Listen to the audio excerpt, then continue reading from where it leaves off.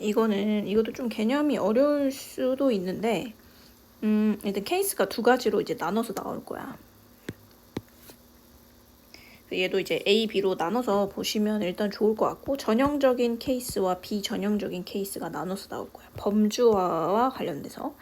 그러니까 범주화라고 하면은 이 동물을 또는 뭐 이 생명체를 어디 범주에 넣을 것인가, 그거에 대한 내용이거든. 말 그대로 분류지, 분류. 근데 이게 전형적인 케이스로 분류가 딱 되는 애들이 있는가 하면 그렇게 안 되는 애들도 있어. 그게 이제 대표적인 얘가 이제 박쥐가 나올 거고, 박쥐가 좀 분류하기가 어렵다라는 내용이 나와요. 그래서 이 단어가 나와요. typical가 typical, A가 좀 이제 비전형적인이라는 뜻이거든요. 그래서 이 단어가 좀 중요합니다, 사실. 그래서 요거를 좀 같이 알아둘게요. 대조 관점으로 보시면 됩니다. 자, 확률적인 견해로 봤을 때는 확률적으로 이제 나눌 수 있다 이거야. 전형적인 예시나 범주의 멤버들이 더 빠르게 인지가 된대. 왜? 빠르게 범주가 분류가 되니까 당연한 거겠죠? 분류가 빨리 되겠지. 왜냐하면 그들이 더 많은 특징을 공유하기 때문에 다른 범주의 그 멤버들과 빨리 분류가 돼. 그래서 이러한 관점에서 봤을 때는 이런 전형적인 카테고리 멤버는 카테고리의 중심에 더 가깝대요. 그리고 유사한 효과가 might be observed, 관찰되는데 예외적인 또는 범주의 멤버에서도 이제 관측이 된대. 그러면서 이제 얘기하는 게 atypical이라는 비전형적인 멤버가 오죠. 한 범주에 좀 약간 비전형적인 멤버도 있다는 거야. 그러니까 뭔가 딱 이 분류에 맞지 않는 애들. 뭐 예를 들면 이제 박쥐가 대표적으로 있다. 얘네가 일단 새인데, 그죠? 특징적으로 이제 새로 보이긴 하는데, 얘네가 일단 새로는 보이지만 뭐 조류에 대한 범주가 감찰될 수 있는데 약간 쥐같이 생겼기도 말 그대로 박쥐니까 좀 애매하죠, 얘네가. 여튼 얘네가 really an outlier. 저 단어 좀 어렵지만 다 줬어요. 이 박쥐 같은 애들은 우리가 흔히 뭐 범주화하는 데 있어서 관찰한 애들과는 좀 분포에서 많이 벗어난 그런 느낌이 있다라는 거야. 맞죠? 그래서 그 얘기를 하는 겁니다. That is really is the case. 그래서 이러한 경우가 있다. 박쥐가 is a loosey member of the mammal category.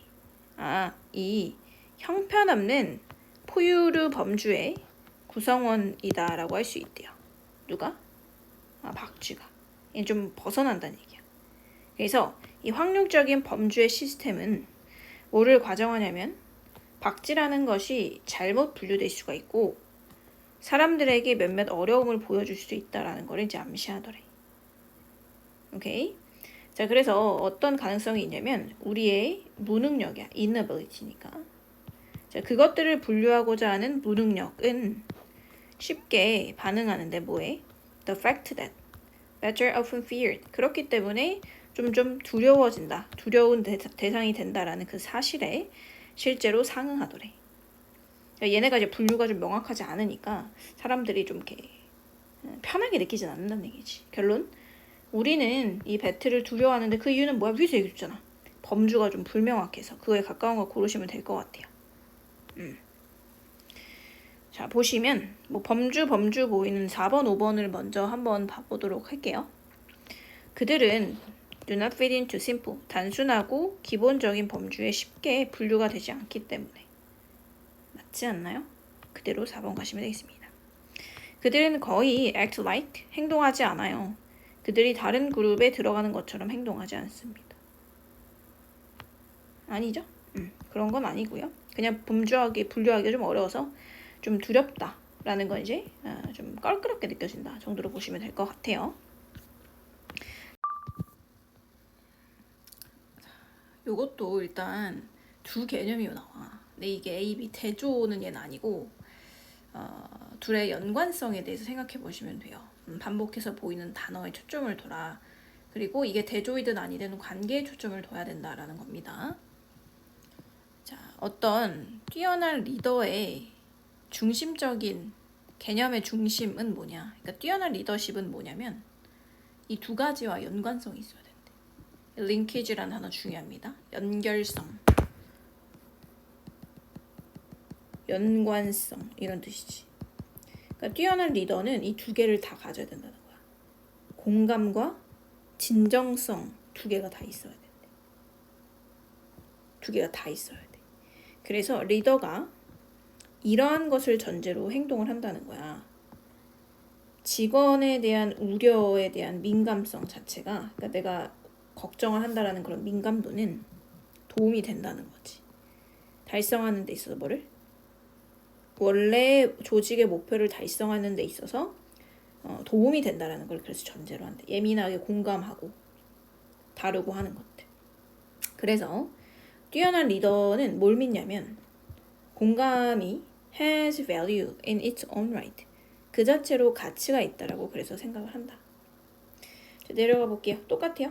그렇기 때문에 뛰어난 리더는 일단 공감이 필요하다는 거 잘 알고 있고, 어떻게 보여줄 수 있냐면 이러한 방식으로 행동하는 것처럼 보인대. 어떤 방식이냐? 드러내는데 genuineness of motive, 동기의 진실성을 드러내는 것처럼 행동한대요. 공감도 있어야 되고 진실성도 보여야 된다 이거지. 오케이. 두 가지가 다 필요한가 보다. 뛰어난 리더는. 자, 마지막 부분을 가볼게요. 그래서 이 뛰어난 리더의 공감적인 행동, 공감도 필요하다고 했으니까 이게 좀 어려웠을 거야. 유발이 되는데 레스니까 여기서부터는 덜 유발되고 여기서부터 더 유발된다는 거거든. 진짜 뛰어난 리더의 공감적 행동은 전략적이거나 전술적인 흥미에서 나오는 게 아니라 어떤 진실성의 개인적 감각에서 온대요. 그 인티그리티도 사실 integrity, genuineness랑 똑같아요. authenticity가 똑같아. 진실성이라는 거지. 진실성에 대한 개인적인 감각, 이 얘기를 계속 하고 있는 거야. 결론적으로는 여기서 이제 뭘 얘기하냐면 공감적인 행동이라는 것이 진실성을 기반으로 해야 된다는 거야. 얘네 둘이 같이 가야 된다는 거야. 그 말인즉슨 이 진실성의 특징을 정의 내리는 것은 프레임, 공감을 뭘로써 프레임화하는 거야? 공감도 진실성을 기반으로 해야 된다 이거지. 뭐 그 내용밖에 올 수 있지 않을까? 뭐 반대 내용은 없으니까. 공감은 애초에 진실과 관련되어 있다. 진실을 기반으로 해야 된다. 그러니까 공감이 뭔가 수단이 아닌 그 자체를 가치 있게 여겨야겠다. 뭐 이 정도인 것 같아요. 덜 중요하다. 예민함보다 이런 얘기 안 했고, 핵심이다. 도덕적 성장, 도덕적 얘기 안 했고, value driven rather than B. B라기보다는 A다야. 결과 중심. driven이라는 게 이제 중심이야. 결과 중심이라기보다는 가치 중심이다. 이게 괜찮을 것 같잖아요? 그 결과가 중요한 게 아니라 이 자체로 진실성 있게 가치 중심적이어야 된다. 공감을 그렇게 본다라는 거지. 4번. 진정한 성공이래. 얘 똑같아. 콜렉티브 골보다는 개인적인 성공. 아니죠? consistent with, 지속적이고 일치한다. 리더의 교육적 백그라운드와 일치한대. 뭔 교육적 백그라운드야. 추상적이긴 하지만 이거겠죠? 결과 중심이라고 보다는 가치 중심. 이렇게 보시면 되겠죠. 오케이. 자, 3번 가겠습니다. 언어와 감정의 관계에 대해서 한번 생각해 보실게요. 얘도 똑같아. 대조는 아니고 얘네 둘이의 관계가 있을까? 요거에 주의하시면 됩니다. 자, 얘는 좀 내려가서 발췌독으로 바로 갈게요. 자, 여기 밑줄 쳐보세요. 감정이 나오죠? presence 하면 존재란 뜻이야. 독특한 단어, 말이지. 말, 단어의 존재. 어떤 한 문화에서. 예를 들면 우리 뭐 한국에서 아시아권에서 어떤 감정을 나타내는 단어가 있어. 이것은 암시하진 않습니다. 어떤 독특한 신경회로라든지 독특한 단어 좀 어렵지만 다 줬어. 주관적 감정 경험의 존재를 의미하진 않는데요. 독특한 감정을 위한 found only in that culture, 그 문화에서만 발견되는 독특한 감정을 위한 독특한 주관적인 경험이라든지 독특한 어떤 신경, 뇌의 회로의 존재를 의미하는 건 아니래. 말은 어렵게 했지만 뭐 우리나라에서 예를 들면 어떤 감정을 표현하는 뭐 표현이 있다고 쳐봐. 뭐 무섭다라는 무섭다 또는 뭐 슬프다, 슬픔, 뭐 서럽다, 뭐 여러 가지가 있겠지. 그지? 이런 단어가 존재한다고 해서 이게 그 나라만의 독특한 감정이야? 그건 아니야. 다른 용어로 똑같은 감정을 느끼는 사람들의 표현하는 언어가 있겠지. 뭐 문화권마다. 많이 보이는 소리죠. 자, 마찬가지로 부재야. 이제는 존재의 반대. 어떤 특별한 기본적인 감정 단어의 부재래. 한 문화에서. 그러니까 이 적당한 감정을 표현할 수 있는 단어가 없다라는 것이 또한 의미하진 않습니다. 기본적인 감정의 신경 회로가 부재하다라는 걸 의미하지는 또 않는데요.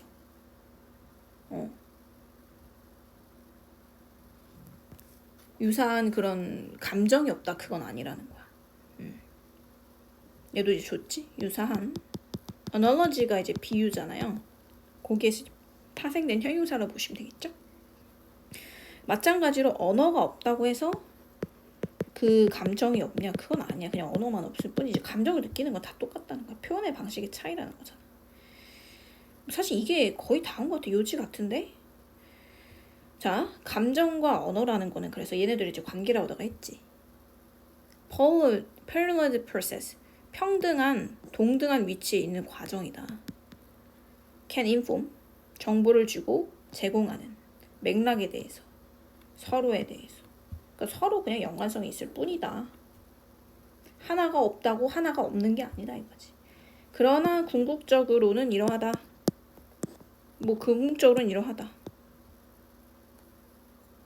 좀 애매해. 여기까지 보고 넣기가 좀 애매하다 이거야. 그럼 뒤까지 보시면 돼요. 자, 여기 보시면 아래 예시를 하나 줍니다. 알고 있는 거야. 여기까지 봤을 때 풀기가 좀 어렵다라는 것을. 이 예시를 빈칸에 좀 일반화시켜서 끄집어 올려봅니다. 예시 봐봐. 타이트한 사람들은 슬픔이라든지 sadness와 관련된 단어가 없대. 근데 그렇다고 해서 이 사람들이 슬픔을 못 느끼냐? 그건 아니라고 했잖아. 그럼에도 불구하고 그들은 경험해. sick, strange feeling을. 사실 이 내용과 똑같네 사실. 단어가 없다고 감정을 못 느끼는 건 아니야. 이거와 같은 내용이 들어가 있다고. 자, 1번. 보장하진 않아. 존재를, 서로에 대해서. 이거 없잖아. 언어가 없다고 감정이 없냐? 그건 아니다. 얘 하나가 있다고 얘를 보장하는 건 아니지. 없을 수도 있어. 다 느끼지만 1번 가시면 되겠습니다. 됐죠? 아주 좋은 문제입니다. 뭐 2번 보시면은 서로를 특정한 상황에서 강화한다? 그런 거 아니죠. 그 다음에 4번 대체시켜. 서로를 아니고 형성되는데 어떤 기억날 만한 경험으로 형성되어져? 초기에 뭐 어렸을 때 경험으로 뭐 그런 얘기 아니죠. 완전히 이해될 수 없다. 유니버셜 컨텍스트 없으면 이해될 수가 없다? 아니지. 존재 여부에 대해서 따지고 있잖아. 이런 건 약간 유도 답안이네요. 약간 얇게 봤으면 3번도 충분히 갈 수 있겠어. 됐죠? 4번. 자, 4번은 그렇게 어렵진 않았던 것 같아. 문장도 짧고 쉽습니다. 빠르게 보도록 하겠습니다. 자, There are some pretty big lifestyle change. 몇몇의 굉장히 큰 라이프 스타일의 체인지가 있대. 너가 고를 수 있는, 너가 선택할 수 있는 행동이 있다는 거야. 만약에 여러분들이 원한다면, 지구를 돕고 싶다면. 자, 그 예시는 뭐냐? 플랜트 베이스 다이어트를 먹고, 그러니까 육식을 안 하는 거죠. 너는 supposed to go zero waste. 쓰레기 폐기물이 없는 것을 약속할 수도 있다. 좀 힘들잖아, 갑자기 바뀌기가. 그지? 자, 여러분들이 만약에 이런 사람들에 이제 둘러싸여 있대. 이런 극적한 변화를 만드는 사람들을 극적이라고 표현했잖아. 극단적이라고. 그러면 우리는 감정을 어떻게 느끼냐면 굉장히 압박을 느낀다는 거지. 그러면서 you might feel that 어떻게 느끼냐면 if you don't make this change 네가 이러한 변화를 만들지 않으면 너의 지구를 구하고자 하는 그 노력이 굉장히 불충분하게 느껴질 수도 있대요. 이 단어 중요하지.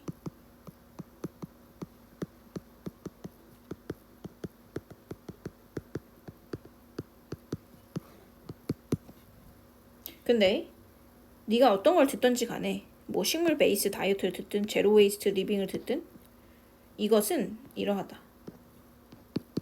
이게 좀 극단적인 변화라고 얘기했지. 뒤에 한 문장만 더 볼게요. 너의 고기 식사를 줄이거나 또는 유제품 테이크 섭취를 약간 줄이는 것이 낫다. 안 하는 것보단. 무슨 얘기야?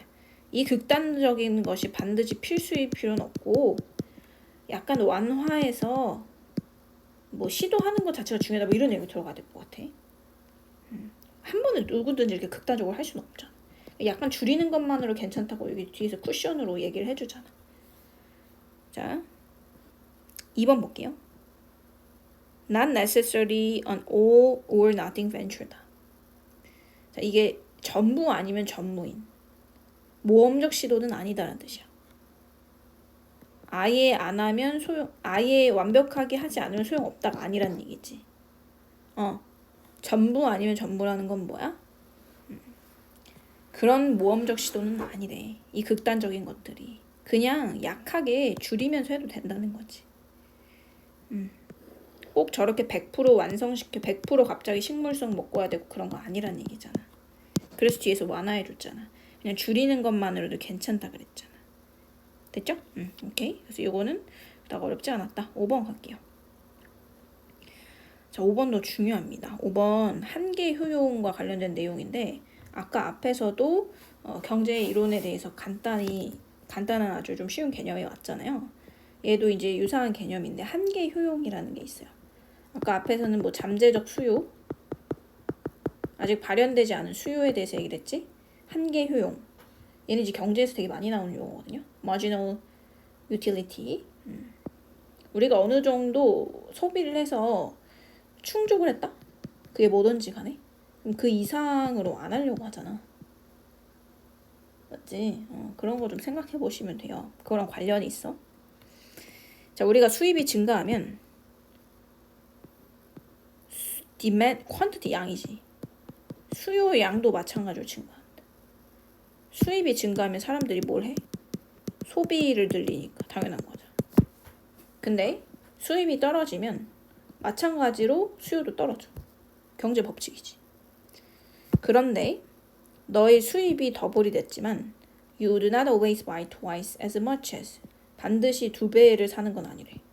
특정한 제품과 서비스에 대해서 예를 들면 There are only so many tubes of ice cream. 굉장히 많은 아이스크림의 튜브가 있대. You want to eat. 네가 먹고 싶은. 네가 얼마나 부유하던지 간에. 이게 무슨 말이냐면 only so many tube래. 이 only so many tube를 어떻게 해석할 거야?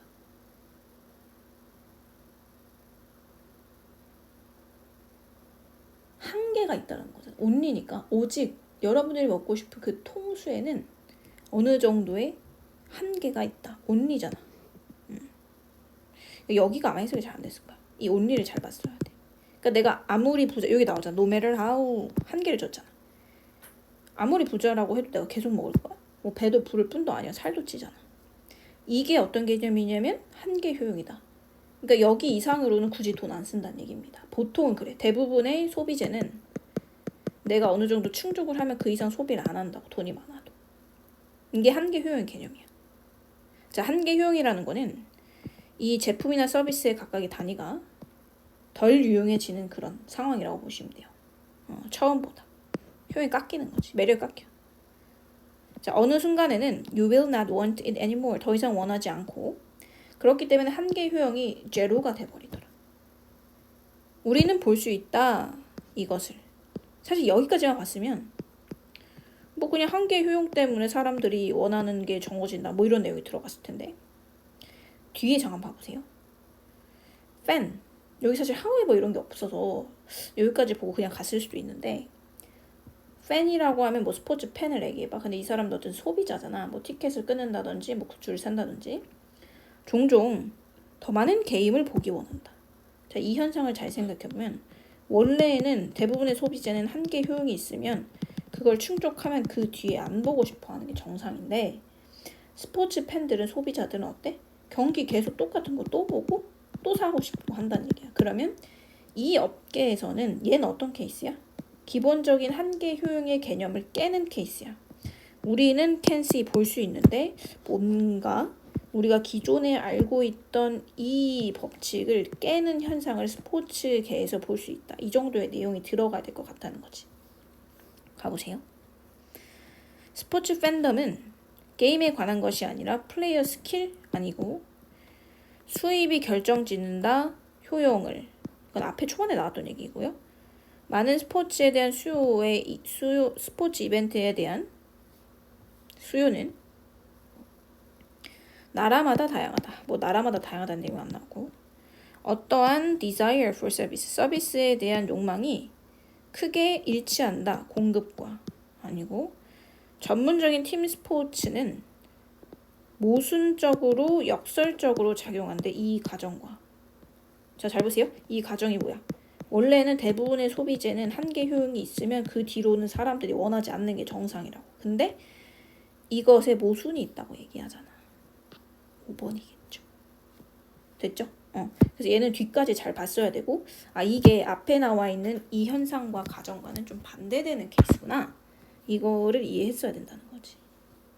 됐죠? 한계 효용 개념 잘 알아둘게요. 많이 나옵니다. 자, 이거는 이제 함축의미 단어인데 그냥 여기까지 쭉 독해를 하다 보시면 충분히 찾을 수 있는 그런 문제였다는 생각이 들고 뭐 아주 깊은 의미를 함축하고 있는 그런 단어는 아닙니다. 그러나 이제 전체적으로 봤을 때는 산업화 기준으로 이전과 이후의 현상을 구분해서 독해를 하시면 사실 좋다. 전체적인 요지 파악을 하는 데 있어서는.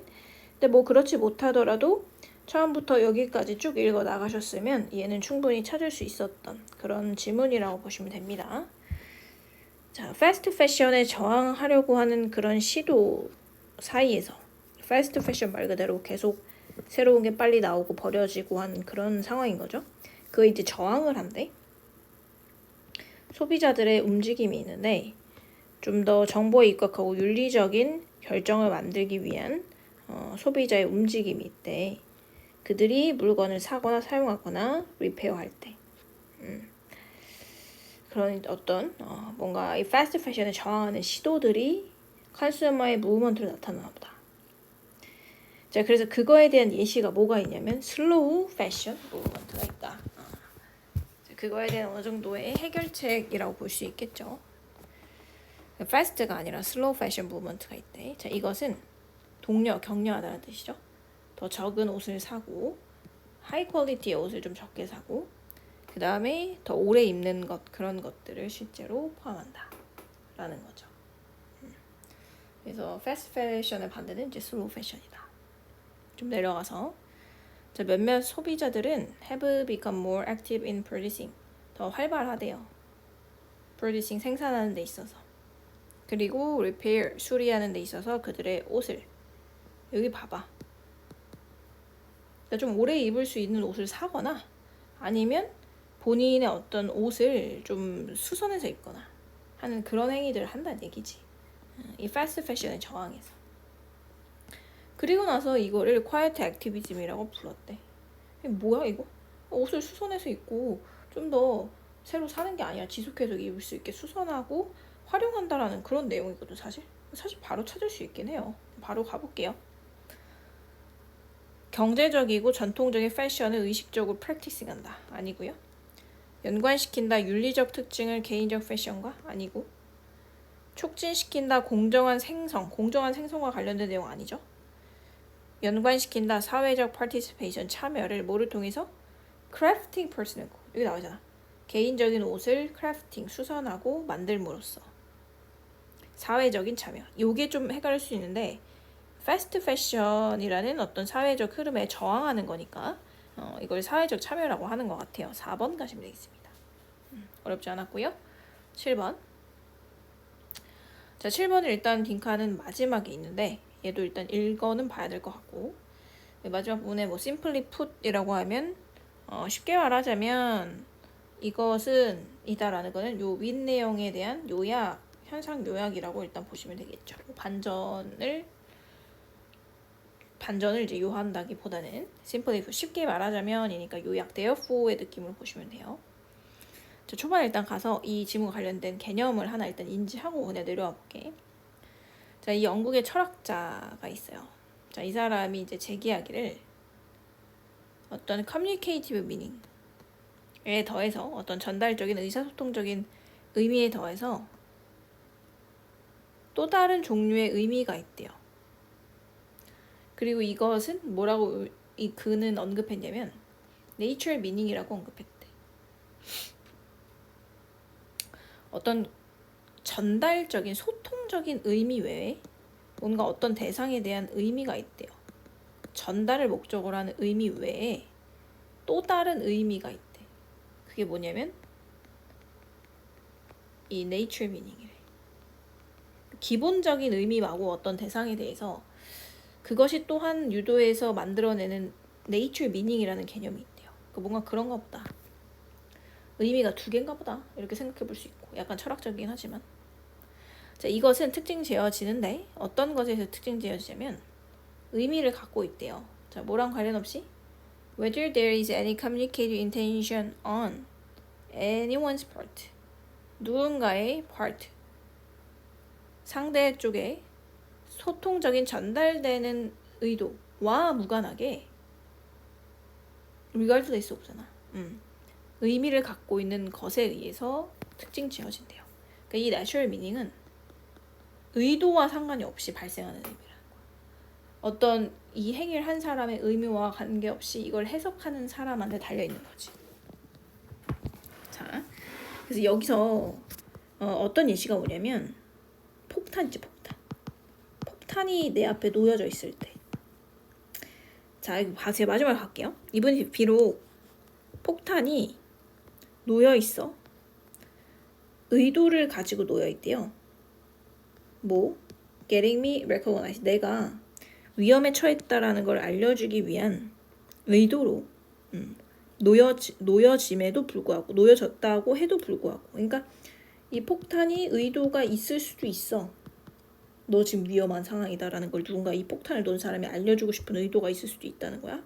근데 그럼에도 불구하고 그럴 필요는 없다는 거야. 내가 인지하는데 in order to feel in danger 그 의도가 어땠든지 간에 내가 위험에 처하지 않았다라고 느끼는 거는 내 자유라는 거야.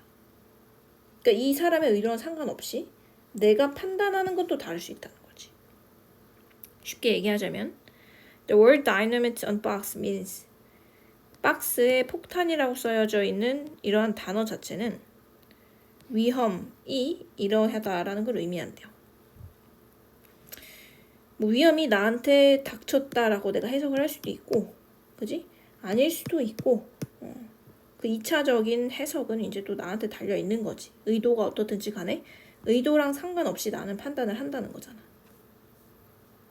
자, 비록 읽은 사람이 개인적인 연관이 없다. 뭐 개인적 연관에 대해서는 얘기는 안 했고, 이 박스가 위험을 의미하는데 이때만 위험을 의미하더래. 예외 명시적인 커뮤니케이티브 미닝이 없을 때만 위험을 의미해? 말도 안 되고. 위험을 의미한다. 왜냐하면 내가 경험했기 때문에 파괴적인 힘을 옛날에 그런 얘기 안 나왔고. 위험을 의미한다. Whether or not 뭐뭐이든 아니든 누군가가 의도했던지 안 의도했던지 간에 내가 그 의미를 이거 아까 그거잖아. 그 의도로 났을 수도 있고 아닐 수도 있는데 그건 상관없이 어쨌든 위험을 의미한다는 얘기죠. 4번. When I understand 내가 communicated intention conveyed by box 박스에 의해서 전달된 어떤 소통되는 전달되는 의도를 이해할 때만 의미를 가져? 위험의 의미? 그건 상관없다니까? 4번 가시면 되겠죠. 됐죠? 오케이. 자, 8번 가겠습니다. 8번. 자, 8번도 지문 자체가 그렇게 길진 않는데 답을 찾긴 좀 어려울 수도 있어 처음에. 자, 얘를 일단 어떻게 볼 거냐. 초반 부분을 일단 읽어 나갈 거야. 어떤 이제 과학적 뭐 진보에 대해서 처음에 얘기를 하는데, 어쨌든지 간에 이 빈칸을 찾는 데 있어서는 뒤에 예시가 좀 필요했어요. 여기까지만 보고는 절대 답을 찾지 못했을 거다라는 거야.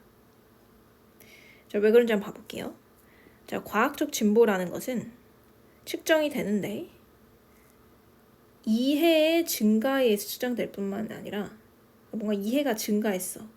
그럼 과학적 진보가 되는 거야. 근데 나돈 얘기가 또한 increasing control over, 자연에 대한 통제권의 증가에 의해서일 수도 있고, 자연적 코스의 redirection, 재방향성에 의해서도 실제로 진보가 될 수 있대요. 뭐 또는 통제력의 증가에 의해서 발생할 수 있다 이거지. 내려가 보겠습니다. 잘 모르겠죠?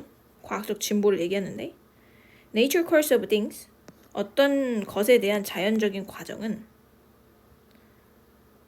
once present, 한때 보여졌다. 그리고 보여지는 위협을 누구한테? 인간의 웰페어의 위험을 보여주기도 했고 보여준대요. 네이처 코스가 뭔가 위협이 되더래. 갑자기 무슨 말인지 모르겠지만, 자, 여기서 아까 초반에 뭐라고 얘기했냐면 어떤 자연적 과정의 본질이라든지 이런 것에 대한 통제라든지 제 설계의 방향성 설계에 대한 통제를 가져야 된다 했잖아. 그죠? 근데 뭐라고 얘기하냐면 이 자연적 과정이라는 것이 보여졌거나 여전히 위협으로 보여진다는 거야. 인간의 웰페어에.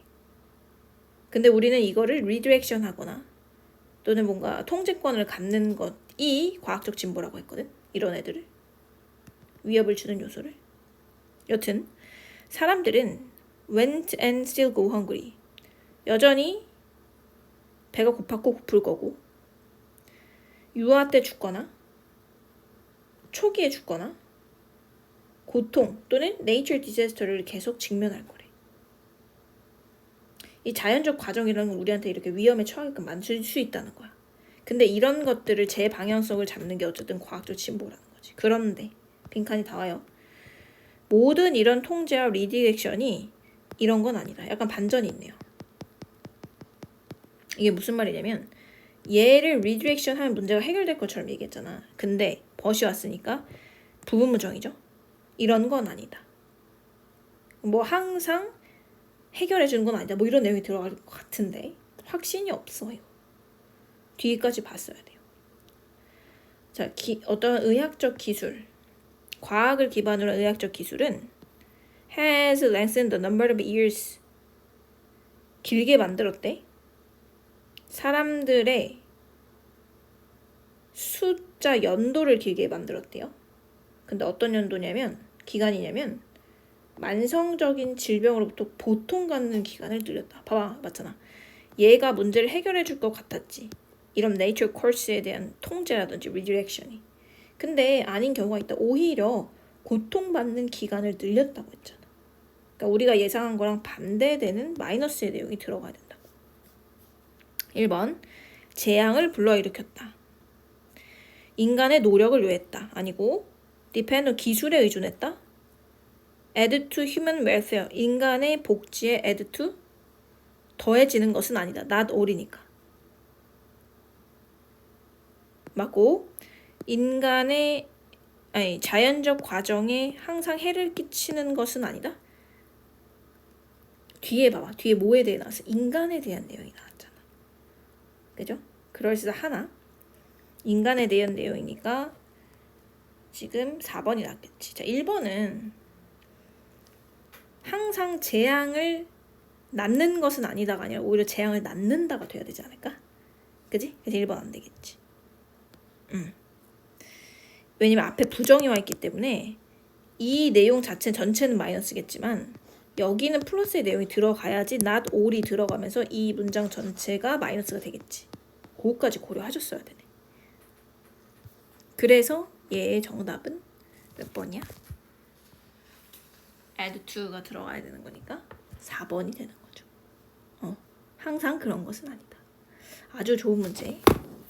우리가 이제 이렇게 빈칸 앞에 부정어구가 온다라고 하면 꼭 생각을 하셔야 돼요. 부정어가 온다 하면. 부정어가 온다고 하면 여기에 이제 마이너스가 아니라 얘는 플러스의 내용이 들어가야지 전체적으로 마이너스가 되는 거니까. 그래서 빈칸이 어렵게 나오면 무조건 앞에 부정어가 들어갑니다. 좋은 문제.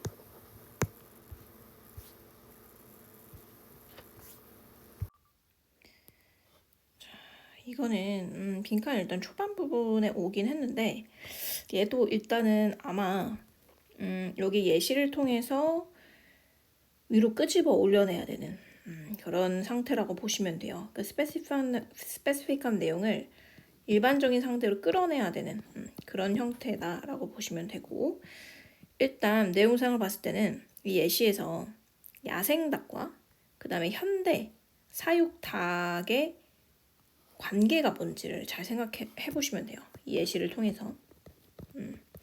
이걸 통해서 이 빈칸 부분을 추론해낼 수 있을 것이다. 자, 초반에 보시면 in the process of discovering, 발견하는 과정이 있어서래. 동물들이 원하는 것을 발견해내는 과정. 그러니까 동물들이 뭐를 희망하냐, 뭘 원하나, 얘네 말을 못하기 때문에 그 과정에 있어서 자연적이거나 평범한 그런 행동적 레파토리 of a species, 어떤 종의 그런 행동적인 레파토리는 아주 필수적인 단계래. 이해하는 데 있어서 뭐를? 이것을. 근데 뭐 사실 이해하는 거가 뭘 이해하는 거겠어? 뭐 이 위에서 내용을 나온 것처럼 동물들이 희망하는 거 아닐까? 뭐 그 정도를 다 생각을 해볼 수 있겠어요. 확신은 없지만. It drew our attention. 우리의 주의를 끌어냅니다. 차이점. 모아보사의 차이점이냐면 야생과 그 다음에 포획된 멤버니까 포획당하는 그런 어떤 종들 사이에 차이점에 주의를 한번 끌어오겠다 이거야. 그러니까 뭐 이 문장과 관련돼서 이제 부연 설명이 가겠죠. 야생과 그 다음에 사육당하는 애들과의 차이점에 주의를 한번 줘본대. 뭐 이 윗내용을 확인하기 위함인가 봐. 그 다음에 우리를 알게끔 만들 거야. 뭐에 대해서? 가능한 행위에 대해서. 어떤 행위냐면 이 포획돼서 지내는 이런 동물들, 사육되는 애들 있잖아. 얘네가 might want to do, 하기를 원하는 그런 행동에 대해서 알게끔 만들 거다. 얘도 결론적은 뭐야? 얘네들의 차이를 통해서 얘네가 원하는 행위를 이해할 수 있게끔 하겠다 이거거든. 사실 여기서 추론이 되긴 합니다. 그러나 우린 예시를 볼게요. 자, 예를 들면 사실 이것도 얘 부연 설명이겠지. 정글 for ancestor가 있대. 우리의 도메스틱 키친에 있어서. 얘 야생닭입니다. 야생닭은 항상 roost in trees at night. 밤에 이게 쉬다라는 뜻이야. 횃대에서 얘네가 쉬더래. 그리고 이것은 뭘 강조하냐면 중요성을 강조합니다. 뭐를? 현대 품종에게도 이 루스팅이 중요하다라는 것을 강조할 수도 있대. 아, 얘네한테 중요하면 현대 애들한테도 중요하겠다. 그런데 이제 하나 주의해야 될 거는 그렇다고 해서 이 모든 현대에 이 사육당하는 치킨들이, 닭들이 확실하게 루스트를 원한다라는 보장은 없지만 어느 정도 그럴듯한 가정을 갖고 온다는 거야. 뭐 옛날에 그 야생닭도 그런 거 보니까 얘네도 그럴 거야. 닭이 원래 그런가 봐. 이렇게 되는 거죠. 그럼 다시 올라갈게. 자, 동물들이 원하는 것을 알기 위해 발견하는 과정에 있어서 자연적이고 또는 평범한 행동의 종들의 레파토리에 대한 지식이 중요한 스텝이 된다. 이해하는 데서 뭐 얘네가 원하는 거네. 똑같은 거네 사실. 다만 이제 이 과거의 조상 닭으로부터 현대 닭의 행동이라든지 원하는 것을 추론한다 뿐이지 어쨌든 얘네가 원하는 거. 자, 1번. 그들의 웰페어에 뭐가 좋은지 이게 원하는 거 아니야? 1번이네. 뭐 사실 헷갈릴 만한 선지가 없었다고 봐요. 5번. 무엇이 도와주는지 동물을 완벽하게 domesticated 되게끔? 아니죠? 1번 가시면 되겠습니다. 자, 10번 갈게요. 자, 10번도 지금 빈칸 여기 중간에 있네요. 중간에 있는데 얘도 일단 이 뒤에 나와 있는 예시, 뭐 비례제와 비례제가 아닌 그런 뭐 투표 방식 그런 거에 대해서 이제 설명을 하는데 이 부분을 통해서 우리가 여기서 끄집어낼 수 있었다라는 걸 한번 생각해 보시면 좋습니다. 자, 이게 좀 많이 어렵지만 일단 한번 봐볼게요. 이 얘기가 왜 나왔는지도 생각을 해볼 필요는 있어. 필연적으로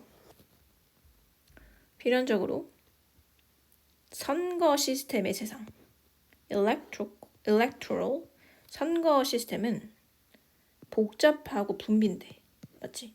그리고 becoming more so all the time. 줄곧 그렇게 되고 있다. 아, 선거 시스템이 복잡해지고 있대. 그래서 한 나라의 선거 시스템은 결코 또 다른 시스템과 일단 같지 않대요. 복잡하고 다 달라, 나라마다. 그죠? 뭔가 선거 시스템에 대해서 얘기하고 있나 보다. 그리고 얘가 복잡한가 보다. 이 정도 일단 추론해 볼 수 있어요. 그래서 이것이 삶을 꽤나 어렵게 만든다. 분석자들이 seeking to produce an acceptable typology, 어떤 유형 분류 체계를 형성하기 위한 그런 것을 추구하는 분석자들에게 좀 어려움이 있대. 그러니까 통일이 안 되는 것이 다 다르기 때문에 쉽게 얘기하면. 여튼 한 가지 옵션은 might be simply based, 시스템의 분류를 기반으로 할 수 있는데 우리의 용어로 하면 아웃풋, 말 그대로 결과물이죠. 결과물의 용어의 관점에서 이 시스템의 분류가 단순한 어떤 베이스가 될 수 있대요. 무슨 말인지 모르겠어. 어쨌든 with reference to the process of, 뭐와 함께? 이 과정과 관련해서. reference to, 뭐와 관련해서. 자, 근데 이 과정이 어떤 과정이냐면 이런 과정이래. 자, 우리가 이런 과정을 통해서 제도에 이제 분류를 하려고 한다는 거야. 이 선거 제도와 관련해서. 그게 뭐냐면 비례적인 결과와 그 다음에 비례적이지 않은 결과물을 갖고 있는 시스템 사이의 구분을 통한 것이래. 얘가. 근데 우리는 일단 이거 뭔지 모르겠어. 비례제가 아님. 그죠? 선거에 대해 잘 모르기 때문에 설명을 해줍니다. 자, 선거에서 비례제의 핵심은 뭐냐면 보장하는데 the number of seat, 의석수라고 하죠, 보통. 당의 의석수가 wins, reflect, 반영하더라 as closely as possible the number of votes it has received. 받은 만큼 의석수를 받아. 이게 비례제야. 받은 만큼 비례해서 자리를 받습니다. 이게 비례제. 그리고 반대로 비비례제에서는 importance is attached to, 이 중요성이 어디에 두어지냐? 이거를 보장하는 데 주어진대. 한 정당이 명백한 다수의 시트를 갖는다는 거야. 경쟁 당에 비해서. 그래서 증가시키더라 전망. 강하고 안정적인 정부의 전망을 실제로 보여주는 것. 그러니까 비례해서 주냐? 아니면 비비례해서 이걸 뭔가 배분을 하냐? 뭐 그런 제도가 있다는 거지. 여튼 자, 이 과정과 관련되어 있다. 이 과정이 이거야. 자, 이게 어떤 과정입니까? 표를 받은 대로 표 가지고 의석수를 정하는 그런 제도인 거죠.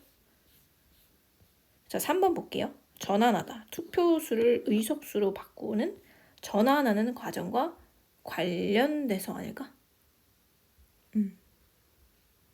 이 제도의 분류가 근거를 두더라. 그냥 이거 가시면 돼요. 이 아래 현상을 그대로 다른 용어로 이제 전환한 거지. 좀 어렵지. 내용 자체가 좀 익숙하지 않으니까. 1번. 정치적 권한을 균형 있게 조정한다. 안 나왔고. 정치적 공정성을 보장한다고 안 했고.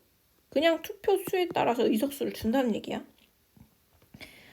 대중의 의견을 다뤄. 아니고. conveying power to voters. voters가 뭐야? 말 그대로 유권자죠. 유권자에게 권한을 부여한다. 아니죠. 뭐 권한을 부여해. 그냥 표를 의석수로 바꾸는 그런 과정인데 그냥 이 3번이지.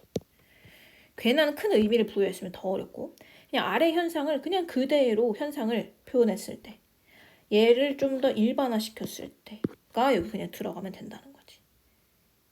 됐죠? 투표에 관련 내용이라 선거 관련된 내용이라 익숙하지 않아서 좀 어려울 수는 있었겠습니다.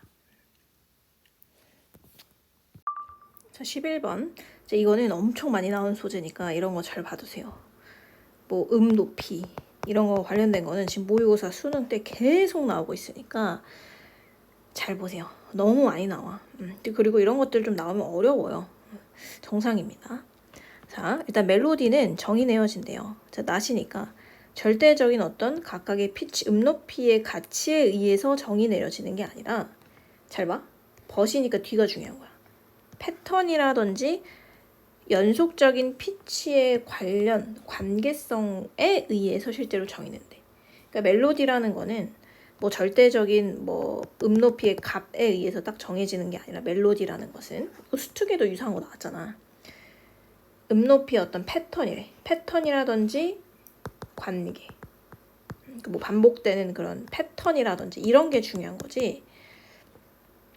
도에서 한 옥타브 높은 그 도가 쳐질 때 맞죠?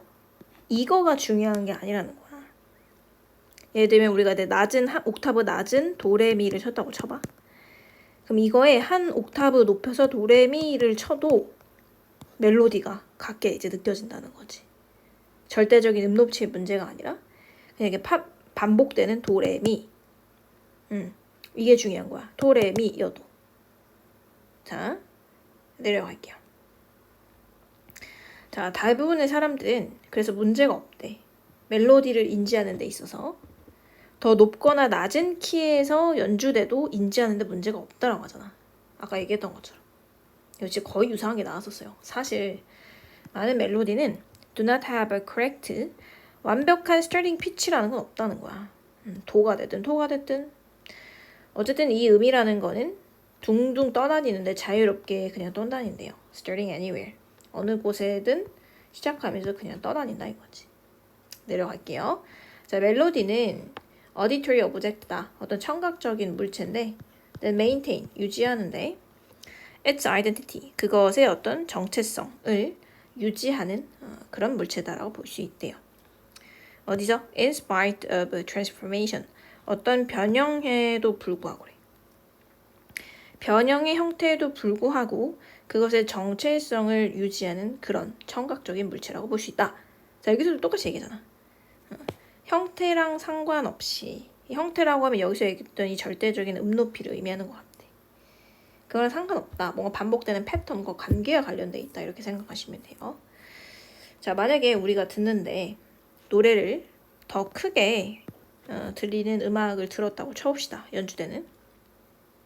여러분 익숙한 노래에 대해서. 예를 들면 내가 뭐 생일 축하 노래를 듣는데 그걸 좀 더 크게 들었다고 해서 그게 인지되는 게 다르진 않잖아. 너는 여전히 같은 노래로 받아들인다는 거지. The same hold for changes in absolute pitch. 마찬가지다. 위에 또 내용하네. 이 노래의 어떤 절대적인 높이의 값의 변화도 마찬가지야. 도든 도를 시작했든 그냥 도레미를 쳤냐 도레미를 쳤냐 이 패턴이 중요한 거지. 도로 시작했냐 도로 시작했냐 상관없다는 얘기지. 그 말은 즉슨 can be changed so long as 바뀔 수 있다. 그리고 이것들은 바뀔 수 있는데 블라블라블라. 자, 내려갈게요. 중요한 건 뭐라고 했어? 높이의 변화가 아니라고 했어요. 그지? 높이가 아니라 뭐가? 패턴이나 관계에 의해서 바뀌는 거다라고 했어요. 맞죠? 멜로디라는 건 사실 높이가 다르더라도 똑같이 인지가 되고 사실상 관계라든지 패턴이 유지가 되는 한 바뀔 수 있다. 그죠? 자, 그러면 그게 유지되는 게 몇 번입니까? 상대적인 거리래. remain the same. 뭐야? 동일하게 유지되는 그 사이의 상대적인 거리가 유지되는 한이야. 그죠? 유지되는 한 바뀔 수 있다.